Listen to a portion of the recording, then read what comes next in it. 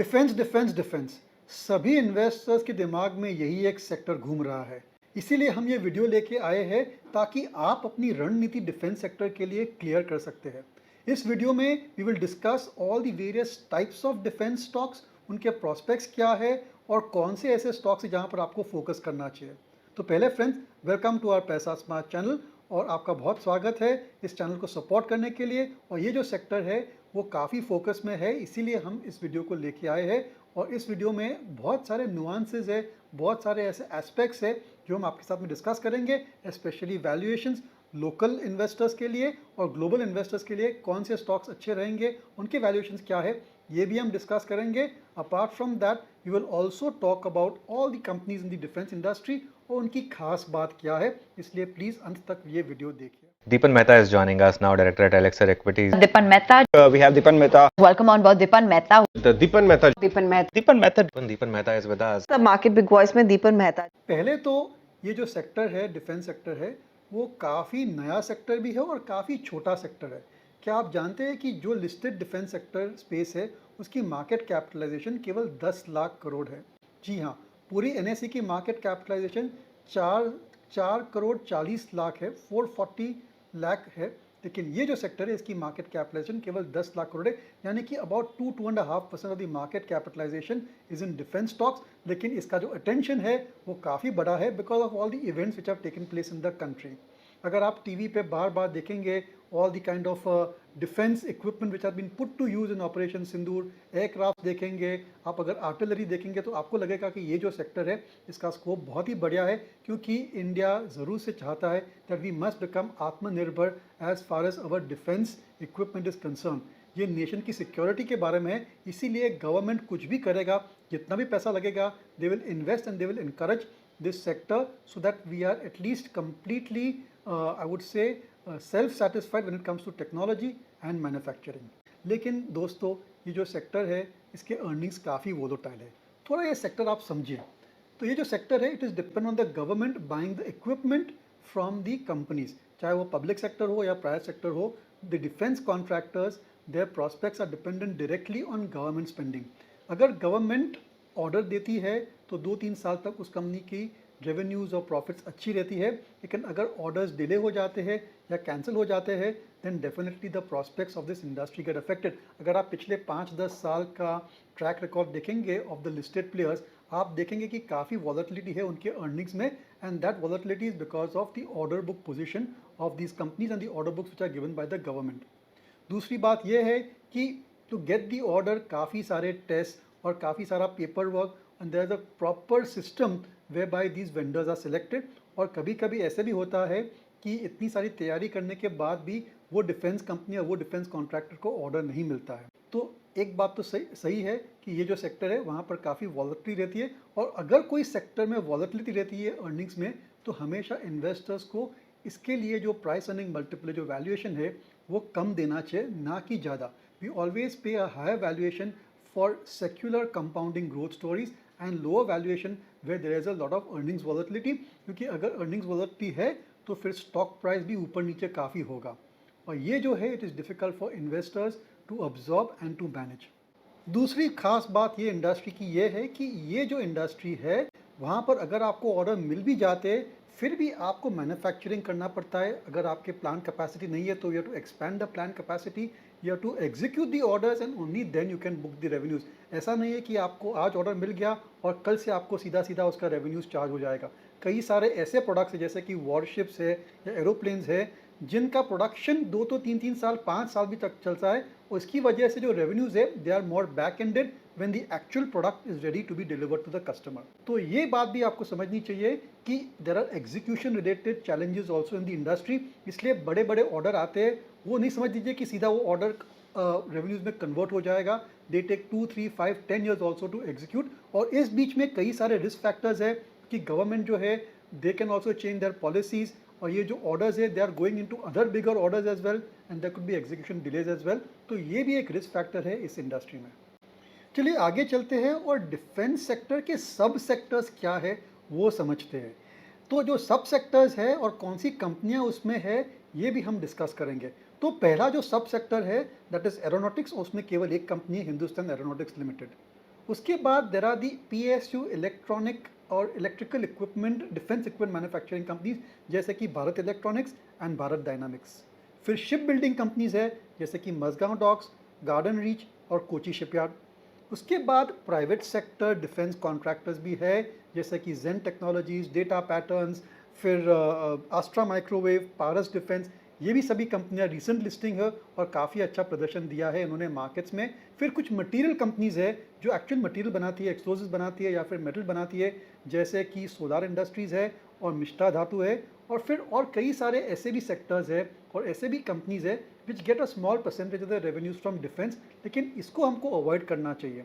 देखिए इतना तो हम समझ गए कि ऑपरेशन सिंदूर के बाद अ lot of the defence strategies are based on electronic warfare, they are based on drones, they are based on communication and satellite systems, and more importantly they are based on trying to attack from your own country.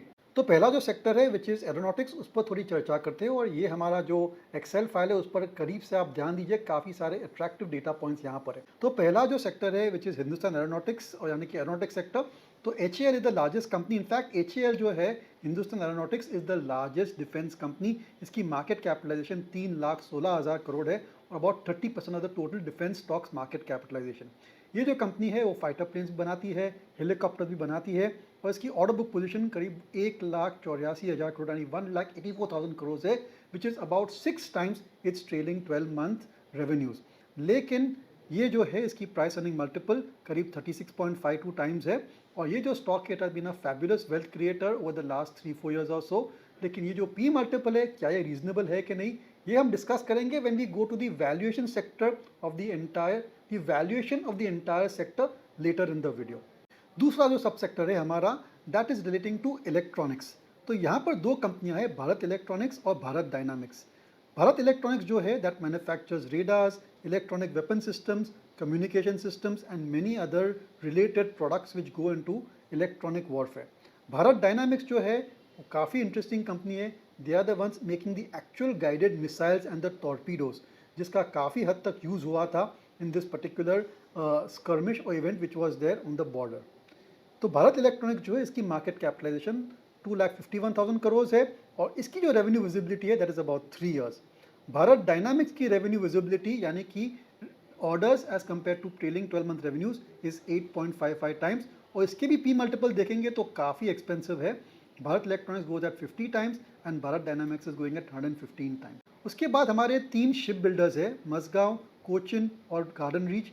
इनकी भी काफ़ी अच्छी order book position है जैसे आप देख सकते हैं स्क्रीन पर। और ये जो कंपनियां हैं इनकी भी जो ऑर्डर विजिबिलिटी है that is anywhere from 3 years to 5 years और सो।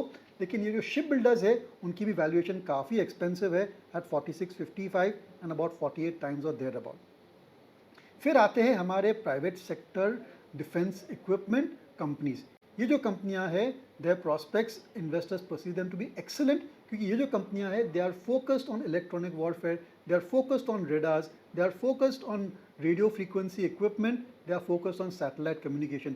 जो मॉडर्न वॉरफेयर होती है उसमें जितने सारे इक्विपमेंट्स, स्ट्रैटेजीज और कितनी सारी नेटवर्क्स लगती है, these companies are involved in all of these things and actually speaking अगर आप देखेंगे तो these are the companies along with the PSUs which are driving India's Atmanirbhar strategy for defense equipment। यहाँ पर कौन सी कंपनियाँ हैं? There is Zen Technologies, Data Patterns, Astra Microwave, Paras Defense, Avantel और Idea Forge Tech।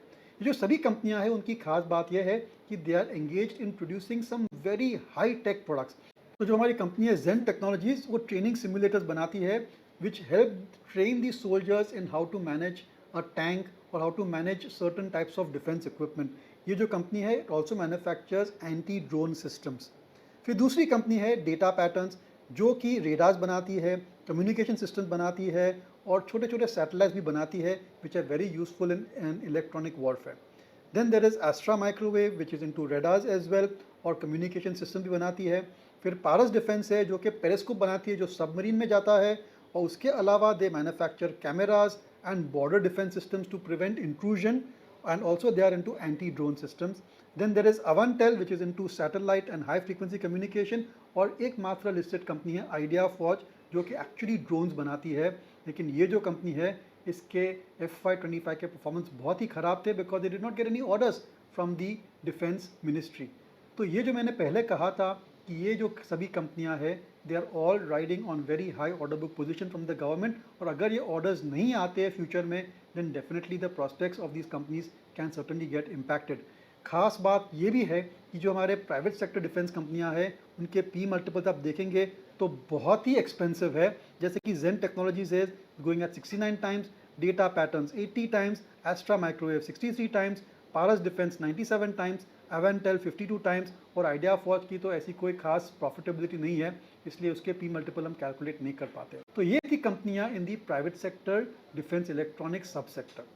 और भी है कंपनियां जैसे कि NIBE which is actually into defence structures and small arms, and then there are the material defence material manufacturing companies जैसे कि मिश्रा धातु है which is making super alloys and titanium alloys and special steels and soft magnets, जिससे actually जो artillery है या फिर actual defence equipment है, जो टैंक्स है या फिर जो गन्स बनती है उसमें से बनाते हैं। And then there is Solar Industries as well जो कि actually it is manufacturing explosives and propellants which go into rockets. ऐसी भी कुछ कंपनियां हैं जो market assumes that they are defence related, लेकिन उनका खास इंडियन डिफेंस प्रोग्राम से इतना लेना देना नहीं है, जैसे कि BML है, डायनामेटिक टेक्नोलॉजीज़ है, MTR टेक्नोलॉजीज़ है, साइंस DLM है और DCX सिस्टम्स है। ये जो कंपनियां हैं दे आर इधर manufacturing electronic equipment for exports, या फिर जो डिफेंस है उनका प्रोपोर्शन उनके रेवेन्यूज़ में काफ़ी कम है। इसलिए अगर आप स्पेसिफिकली डिफेंस सेक्टर में निवेश करना चाहेंगे तो don't think that these companies are a direct play on defence industry. जी हाँ, हायर डिफेंस स्पेंडिंग से उनको थोड़ा फ़ायदा होता है, but there are other stocks and there are other sectors within the defence industry which benefit much more from higher defence spending by the government. तो ये था हमारा brief discussion on the various sub sectors in the defence industry और कौन से सारे players है वहाँ पर, उनकी वैल्यूएशंस क्या है। देखिए इस वीडियो में जब हम ये डिस्कस करें तो बार बार हम कह रहे हैं कि वैल्यूएशंस काफ़ी एक्सपेंसिव है। देखिए अगर निवेशक को अच्छे पैसे बनाने हैं स्टॉक मार्केट में then the right time to buy is when the stocks are not in focus, जहां उनका कोई भी मार्केट में उन स्टॉक पर इंटरेस्ट नहीं है, उस समय पे अगर आप निवेश करेंगे तो बहुत ही बढ़िया रिटर्न्स आएंगे। ऐसी चलती गाड़ी में आप जाने का कोशिश करेंगे then you have missed out the best returns. देखिए अगर ये ग्राफ को देखिए which is the Nifty India defence chart, ये अगर देखेंगे तो there has been lot of ups and downs in the defence stocks. अगर आपने ये डिफेंस स्टॉक्स फरवरी में लिए होते then you would have made approximately 45% return as can be seen by the Nifty India defence index. लेकिन अगर आप इस लेवल पर लेंगे I am not sure the risk return profile is in your favour. देखिए अगर स्टॉक बहुत appreciate हो चुका है, it's already been a major multi bagger, अगर आप उस लेवल पर निवेश करेंगे तो अच्छे नतीजे आने के बाद भी ये कंपनी के रिटर्न्स अच्छे नहीं आ सकते। यही मैंने देखा है in my 30 year history that buying expensive stocks, buying stocks at any price does not always lead to outperformance. थोड़ा आपको टाइमिंग की भी सोचनी चाहिए and you must look at buying stocks which are out of favour और which have corrected significantly. तो ये defence stocks है ओवर द लास्ट 1 year और so until February there were massive correction in the stocks, 40-50% का correction हमने देखा था। That was the right time to buy into defence companies, not at this point of time. जी हाँ, मैं जानता हूँ कि we may be amongst the minority in terms of our strategy, I would say of our view on the defense sector that investors must just wait and watch and not invest at this point of time। लेकिन ये मेरे ख्याल से सही strategy है, क्योंकि इस level पर इस वैल्यूएशन पर आप खरीदेंगे तो अगर नतीजे अच्छे भी आते हैं फिर भी I think there is a limit to how much the stock prices can go up. अगर आप देखेंगे तो ये सभी कंपनीज के प्राइस टू अर्निंग मल्टीपल काफ़ी ज़्यादा है और फिर भी इनके अर्निंग्स काफ़ी वोलेटाइल है and there are many quarters which में कम विद द प्रॉफिट्स में सर्टनली गो डाउन। अगर आप ये जो कंपनियां इंडिया की डिफेंस कंपनीज है इनकी P multiple, price earning multiple आप ग्लोबल डिफेंस कॉन्ट्रैक्टर्स के साथ कंपेयर करेंगे तो आप जानेंगे कि ये जो सेक्टर है वो काफ़ी एक्सपेंसिव है। जो ग्लोबल जायंट्स है जैसे कि लॉकहीड मार्टिन है that's trading at about 15 times, जैसे कि नॉर्थरॉप ग्रमन है that's 16 times, general dynamics 17 times, Boeing तो लॉस कर रही है। और जो आपके स्क्रीन पर है ये सभी जो जायंट्स है in the defence industry their valuations globally are much lower. No doubt उनकी ग्रोथ रेट्स कम है, फिर भी इनकी जो पी मल्टीपल है that is significantly lower than the P multiple that which the India defence sector is trading at. तो sorry friends, आपको मैं डिसअपॉइंट कर रहा हूँ और ऐसे कोई नए स्टॉक आइडियाज नहीं दे रहा हूँ डिफेंस में, क्योंकि आई एम कंजर्वेटिव और मैं निवेशक को यही कहना चाहूँगा, इन्वेस्टर को यही कहना चाहूँगा कि ये सेक्टर में थोड़ा आपको सावधान हो जाना चाहिए। Please try and buy only at corrections. इस एक्सपेंसिव वैल्यूएशन पर अगर आप खरीदेंगे तो शायद इतने अच्छे रिटर्न्स आपको नहीं मिलेंगे। यहाँ पर ऐसा कोई भी स्टॉक नहीं है which I would call as a पैसा maker stock, although the biggest company in this sector which is Hindustan Aeronautics that could be called as the sector का राजा। तो सॉरी फ्रेंड्स, आपको मैं डिसअपॉइंट कर रहा हूँ और ऐसे कोई नए स्टॉक आइडियाज नहीं दे रहा हूँ डिफेंस में, क्योंकि आई एम कंजर्वेटिव और मैं निवेशक को यही कहना चाहूँगा, इन्वेस्टर को यही कहना चाहूँगा कि ये सेक्टर में थोड़ा आपको सावधान हो जाना चाहिए। Please try and buy only at corrections. इस एक्सपेंसिव वैल्यूएशन पर अगर आप खरीदेंगे तो शायद इतने अच्छे रिटर्न्स आपको नहीं मिलेंगे। फिर भी अगर आपको खरीदना पसंद है then I would say go for the PSU companies, जैसे हिंदुस्तान एरोनॉटिक्स है या भारत डायनामिक्स है या भारत इलेक्ट्रॉनिक्स है। I think their order book position is very strong and there is very good earning visibility, और PSU होने के कारण they will always get a preference from the government when it comes to new orders. तो ये था हमारा discussion on the defence sector and again I am repeating friends, sorry to disappoint you. आपने शायद ये वीडियो देखा होगा to find new stock ideas, to find the sector का राजा, बट इन माय ओपिनियन ये जो सेक्टर है वो बहुत ही ओवर हीट हो गया है। बहुत सारे stocks have gone up significantly in the last few months और सो। तो इस लेवल पर अगर आप निवेश करेंगे तो शायद आपको थोड़ा कॉम्प्रोमाइज़ करना पड़ेगा when it comes to returns. तो यही हमारा डिस्कशन है on defence sector. Thank you for supporting our channel and thank you for watching this video. अगर आपके पास कोई खास कमेंट्स है, कोई सजेशंस है, तो please send it to us in our comment section. This podcast is produced by Elixir Equities Private Limited, a SEBI registered research analyst. Registration number INA 0000004787. The information provided in this podcast is for educational and informational purposes only and should not be considered as investment advice. Investment in securities market are subject to market risk. We strongly advise all investors to read all related documents carefully before investing.